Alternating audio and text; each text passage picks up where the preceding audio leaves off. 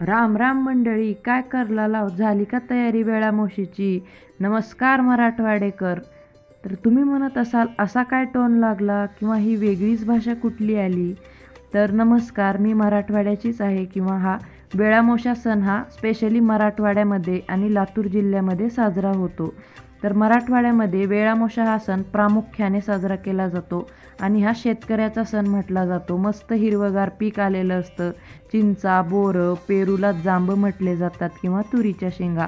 तर ह्या सगळ्या भाज्या अशा मिक्स केल्या जातात आणि त्यापासून बनते ती म्हणजे आमची मस्त अशी भज्जी. चला तर मग भज्जी रोडगा खायला तुम्ही पण या.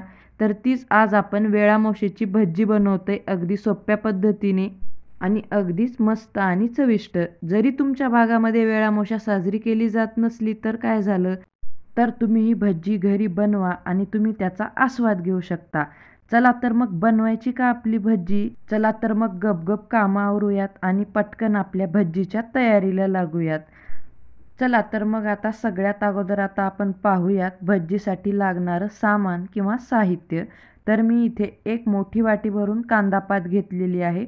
लांबसर किंवा मिडियम साईजमध्ये चिरून एक मोठी वाटी भरून अशा प्रकारे मेथी चिरून घेतली. मेथी ही थोडीशी जास्ती वापरायची आहे चिरून. आणि मी इथे खूप सारी कोथिंबीरसुद्धा घेतलेली आहे. अर्धी वाटी वाटाणे घेतलेले आहेत फ्रेश किंवा मटार आणि एक मोठा कांदा बारीकसर असा चिरून घेतला आहे. अर्धी वाटी शेंगदाणे घेतलेले आहेत, 8 ते 10 कढीपत्त्याची पानं आणि एक मोठी वाटी भरून अशा प्रकारे तुरीचे सोले किंवा हे सोलाने घेतलेले आहेत.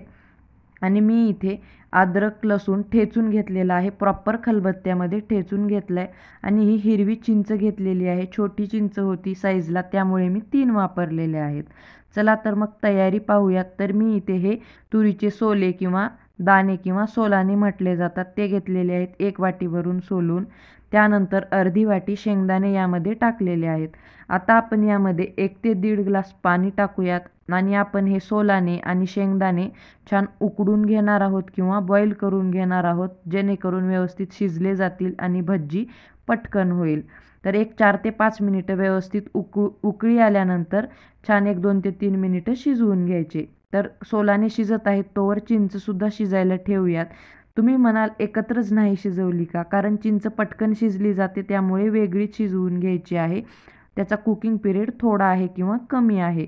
तर मी चिंचसुद्धा शिजायला ठेवलेली आहे. तुम्ही इथे पाहू शकता. एक 4 ते 5 मिनिटं चिंच आपल्याला हलकीशी उकळून घ्यायची किंवा त्याचा गर यायला लागतो तोपर्यंत. चला तर मग पुढची तयारी पाहूयात. तर भज्जीसाठी मी इथे मोठ्या वाटीने 1 वाटी भरून बेसन घेतलेलं आहे. बेसन मी इथे स्वच्छ चाळून घेतलेलं आहे. या बेसनमध्ये आता आपण टाकून घेऊयात पाणी. तर यामध्ये मी 1 ते 1.5 वाटी पाणी टाकून घेत आहे किंवा तुम्ही या इथे कन्सिस्टन्सी पाहू शकता. अशा प्रकारची कन्सिस्टन्सी येईपर्यंत आपल्याला पाणी टाकून घ्यायचं आहे. खूपही अगदी घट्टसर बॅटर अजिबातच ठेवायचं नाही, कारण हे बेसन आहे. थंड होईल तसं तसं हे घट्ट व्हायला लागतं किंवा भज्जी घट्ट व्हायला लागते. त्यामुळे अशा प्रकारची कन्सिस्टन्सी ठेवून हे बॅटर बनवून घ्यायचे. जवळपास मी याची स्लरी करून घेतलेली आहे किंवा पातळसर हे बॅटर बनवून घेतले.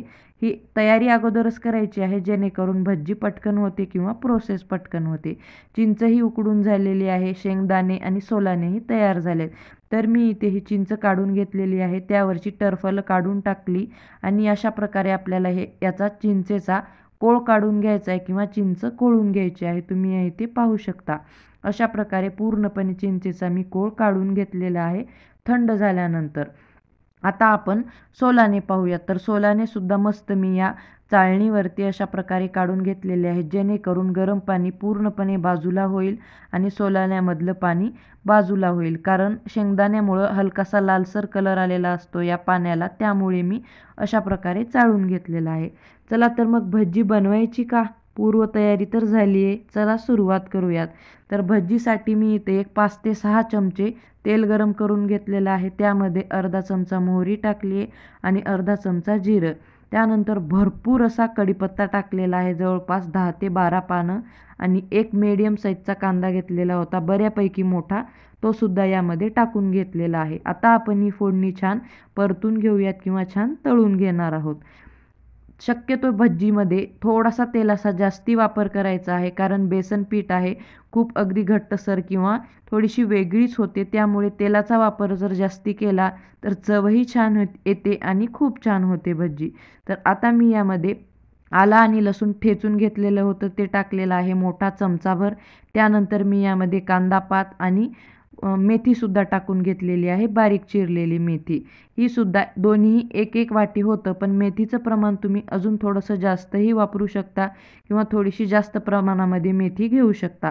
आता आपण या पालेभाज्या टाकून झाल्यानंतर छान परतून घेणार आहोत, पण त्या अगोदर मी इथे तेलामध्ये थोडासा लसूण परतून घेतला, जेणेकरून कच्चा फ्लेवर पटकन जाईल. तर या भाज्या टाकताना जास्ती वाटल्या किंवा प्रमाण जास्तीचं वाटलं, पण तुम्ही इथे पाहू शकता शिजल्यानंतर किंवा परतल्यानंतर अगदीच त्या थोड्या होतात. तर अशा प्रकारे भाज्यासुद्धा छान परतून झालेल्या आहेत किंवा किती छान रंग यायला सुरुवात झालेली आहे, तुम्ही पाहू शकता. आता आपण यामध्ये टाकून घेऊयात काही कोरडे मसाले. तर मी यामध्ये एक अर्धा चमचा हळद पावडर टाकून घेतलेली आहे आणि तिखट टाकत आहे. भज्जी थोडीशी तिखटच किंवा झणझणीत करायची, त्यामुळे खूप छान लागते. जवळपास मी 3 चमचे मोठे चमचे भरून लाल मिरची पावडर टाकून घेतलेला आहे आणि अर्धा चमचा बेडगी मिरची पावडर छान रंग येण्यासाठी.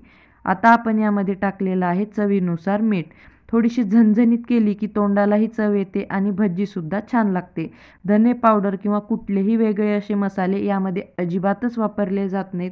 अगदी साध्या सोप्या पद्धतीने आणि खूप साऱ्या भाज्यांचा वापर करून ही भज्जी बनवली जाते. त्यामुळे खूप छान स्वादिष्ट आणि चवदार होते आणि मस्त या सोबत रोडगा, आंबील या सगळे पदार्थ खाल्ले जातात.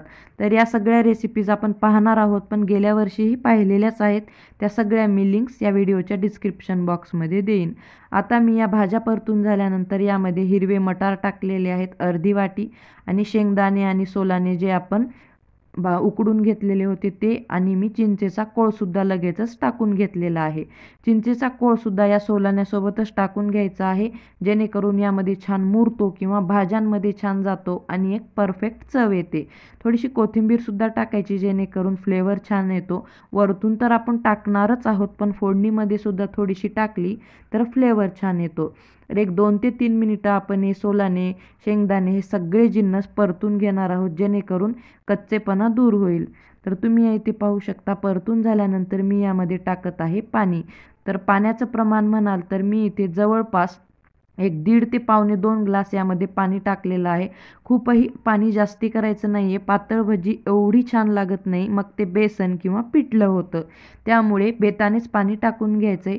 पाणी टाकून झाल्यानंतर अशा प्रकारे दणकून उकळी काढून घ्यायची एक 3 ते 4 मिनिटं, जेणेकरून हे सगळे जिन्नस छान शिजले जातील किंवा छान एकत्रित येतील. तर मी एक 3 ते 4 मिनिटं अशा प्रकारे उकळी काढून घेतलेली आहे. तुम्ही पाहू शकता रंगही अगदीच मस्त आलेला आहे. आता आपण यामध्ये टाकून घेऊयात बेसनची स्लरी, जी आपण बनवून घेतलेली होती. तुम्ही या इथे पाहू शकता अशा प्रकारे मी पूर्ण स्लरी यामध्ये ओतूनच घेतलेली आहे आणि व्हिस्कच्या मदतीने अशा प्रकारे मदत करत आहे.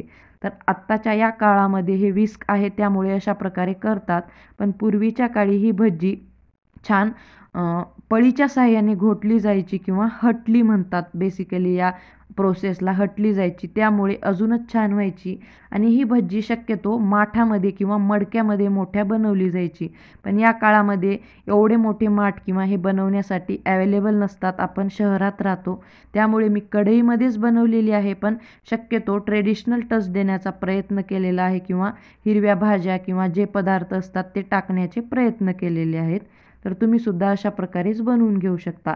एक 4 ते 5 मिनिटं मी कंटिन्युअसली व्हिस्कच्या मदतीने अशा प्रकारे हे हटून घेतलेलं आहे. तुम्ही इथे पाहू शकता आणि भज्जीसुद्धा छान एकसंध झालेली आहे. अशा प्रकारे हे हटणं गरजेचंच आहे, जेणेकरून बेसनच्या गुठळ्या होणार नाहीत किंवा भज्जी ही घट्टसर किंवा वेगळीच गाठीची होऊन जाणार नाही.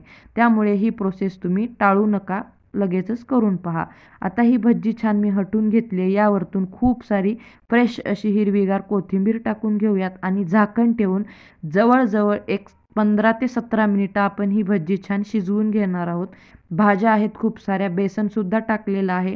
तर हे सर्व शिजण्यासाठी थोडासा वेळ लागतोच. त्यामुळे एक 17 ते 18 मिनिटं ही भज्जी शिजवून घेऊयात. भज्जी शिजते तोवर आपण तडक्याची तयारी करूयात. भज्जीवरती तडका तर हवाच. एक 4 ते 5 चमचे मी तेल गरम केले. त्यामध्ये अर्धा चमचा मोहरी, अर्धा चमचा जिरं टाकून घेतलेलं आहे. आता आपण यामध्ये खूप सारा बारीक चिरलेला लसूण टाकून घेऊयात. लसणामुळे तर हा तडका परफेक्टच होतो आणि भज्जीला तर अप्रतिमच चव येते. तर हा तडका आता मी करून घेत आहे, तुम्ही पाहू शकता. हवं असेल तर बारीक चिरलेला कढीपत्तासुद्धा वापरू शकता, त्यामुळे सुद्धा खूप छान चव येते. तर अशा प्रकारे लालसर होईपर्यंत लसूण तळून घ्यायचा आणि हा तडकासुद्धा आता तयार झाला आहे.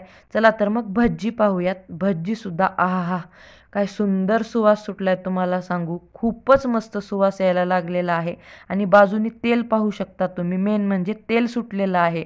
अशा प्रकारे जर छान तेल सुटलं बेसनमधून तर नक्कीच समजायचं आहे की आपली भज्जी खूप छान झालेलीच असते, पण परफेक्ट शिजलेलीसुद्धा असते. तर ही भज्जी आता प्रॉपर थंड करून घेतली आहे. मी पाहू शकता केवढी पातळ ठेवलेली होती आणि ती केवढी घट्टसर अशी होते थंड झाल्यानंतर. थंड झाल्यानंतर मी मुद्दामच दाखवली जेणेकरून तुम्हाला अंदाज येईल केवढी पातळ ठेवायची आहे किंवा सैलसर ठेवायची आहे.